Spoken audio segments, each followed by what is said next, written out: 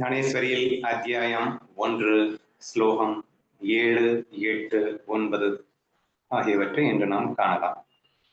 So 5, 6 ஸ்லோகங்கள்ல Duryodhanan பாண்டவர்களின் சேனைகளை வர்ணிக்கிறான். அங்கங்க யார் முக்கியமான மனிதர்கள் இருக்கிறார்கள் அப்படின்னு சொல்லிட்டு அந்த வீரர்களின் பட்டியல் எல்லாம் கொடுத்தான். இப்போ தன்னுடைய சைட்ல எத்தனை பராக்கிரமான சாலியாக வீரர்கள் எத்தனை வீரர்கள் இருக்கிறாங்கன்னு அவர்களுடைய நேம், அதாவது பெயர் பட்டியலை இப்போது யார் பேசிட்டு இருக்கான் அப்படின்னா துரோணாச்சாரியார்கிட்ட பேசிட்டு இருக்கான். துரியோதனன் துரோணாச்சாரியிடம் பேசுகின்ற அந்த விஷயங்கள் இப்போது வரப்போகுது. இனி நம்முடைய சேனையில் நாயகர்களாகவும் பிரசித்தி அடைந்த வீரர்களாகவும் வெவ்வேறு சேனைகளில் தலைவர்களாயும் இருப்பவர்களை பிரசங்கானுசாரமாக எடுத்துச் சொல்வேன் கேளுங்கள்.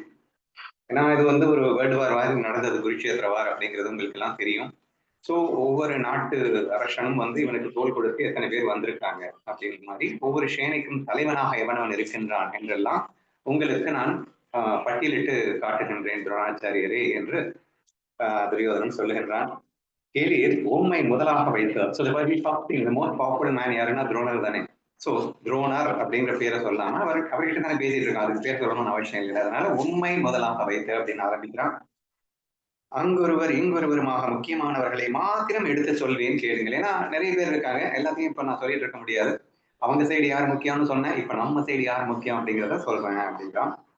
சத்துருக்களை கொளுத்தும்படியான தேஜஸோடு கூடிய சூரியன் என்று சொல்லத்தக்க இந்த கங்கா புத்திரனான பீஷ்மாச்சாரியாரும்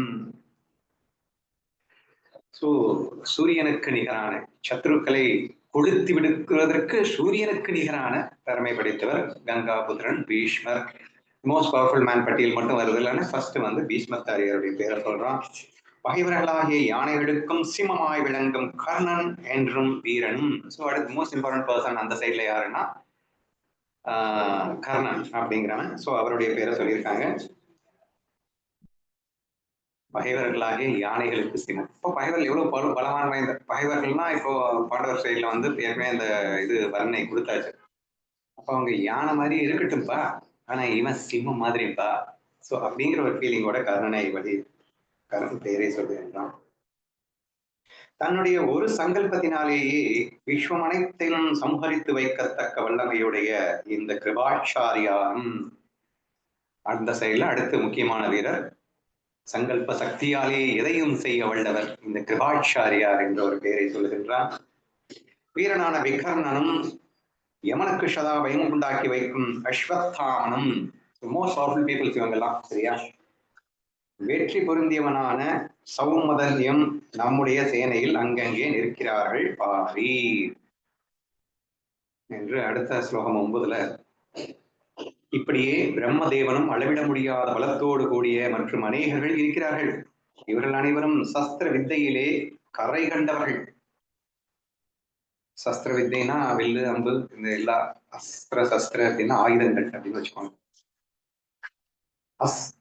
அஸ்திர மந்திரங்களே இவர்கள் அது அவதாரம் செய்தனவே என்று சொல்ல வேண்டும். அஸ்திரத்துக்கு பொதுவா ஒரு அஸ்திரத்தை ஒரு மந்திரத்தை சொல்லி விடும்போது அந்த அஸ்திரத்துக்கு பல கணக்கணக்கான பலன் சக்தி அதிகரித்து விடுகிறது. அப்போ அஸ்திரத்தை விட பவர்ஃபுல்லான எதுன்னா அந்த அஸ்திரத்தை பிரயோகிக்கும் போது சொல்லப்படுகின்ற மந்திரம் அப்படின்றத புரிஞ்சுக்கணும்.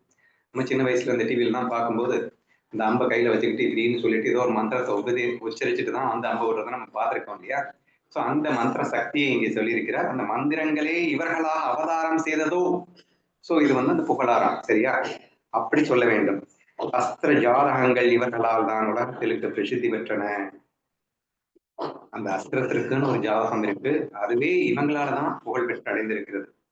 இவர்களுடன் சரியாக எதிர்த்து போர் செய்ய வல்லவர்கள் உலகில் கிடைக்க மாட்டார்கள். எவனுமே இல்லை இவனுக்கு நிகர். நான் சொன்ன இந்த பீப்புள்ஸ்க்கு நிகரா யாராலையுமே ஜெயிக்க முடியாது. இவர்களுடைய தேகத்தில் பூர்ண பிராதவம் குடிகொண்டிருக்கிறது. பிராதவம்னா வீரம்னு வச்சுக்கோங்க, எனக்கு தெரியல.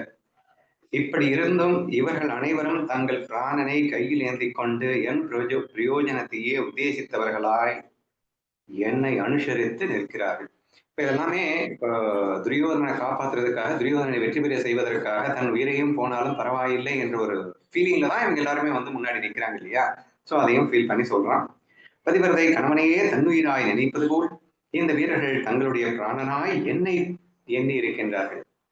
ஏன்னா பதிவிரதை அப்படின்னா கணவனுக்காக தன் உயிரையும் கொடுக்க துணி தயாராக இருப்பார். அதுக்கு அவருக்கு பேர் தான் பதிவிரதை அப்படின்னு அர்த்தம். ஏன்னா ஒரு கம்ப்ளீட் சரண்டர்னு சொல்லலாம். ஒரு சிஷ்யன் வந்து குருவுக்காகவே வாழ்றான் இல்லையா, அந்த மாதிரி சொல்லுவாங்க இந்த பதிவிரதை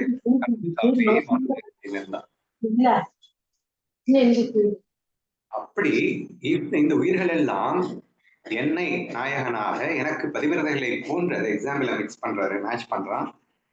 தன் உயிராய் நினைப்பது பதிவிரதை கணவனையே தன் உயிராய் நினைப்பது போல் இந்த வீரர்கள் தங்களுடைய பிராணனாய் என்னை எண்ணியிருக்கிறார்கள். என்னுடைய காரியத்தின் பெருமைக்கு முன் இவர்கள் தங்களுடைய உயிரை அல்பமாக மதித்து சுவாமியான என் விஷயத்தில் எல்லையற்றபடி பரிசுத்தமான பக்தி உள்ளவர்களாகவே இருக்கிறார்கள். அவனுடைய பிராணனை கூட மதிக்கல, அவன் உசுரப்பட்டு துச்சமா மதிச்சுட்டு எனக்காகவே இவங்க எல்லாம் வந்திருக்காங்க, என்னை சுவாமியாக அவர்கள் என் மேல் வைத்திருக்கும் பக்தியிலே அவர்கள் இந்த அளவுக்கு வந்திருக்காங்க அப்படின்னு சொல்றாரு. யுத்த கௌசல்யம் நன்கறிந்தவர்களான இவர்களாலேயே கீர்த்தியும் போர் செய்யும் வித்யையும் உலகில் வாழ்வடைந்திருக்கின்றன. கௌசல்யம்னா ஸ்கில். ஸோ யுத்தத்துக்குன்னு ஒரு ஸ்கில் இருக்கு இல்லையா, இந்த ஸ்கில்லே இவங்களாலதான் வந்து வாழ்வடையுது. அதாவது ஸ்கில்லுக்கே இவங்களால பெருமை அப்படின்னு சொல்லுவோம் இல்லையா, அந்த மாதிரி எக்ஸ்பிளைன் பண்றான். கண்கறிந்தவர்கள் இவர்களாலேயே கீர்த்தியும் போர் செய்யும் விதியையும் உலகில் வாழ்வடைந்திருக்கின்றன.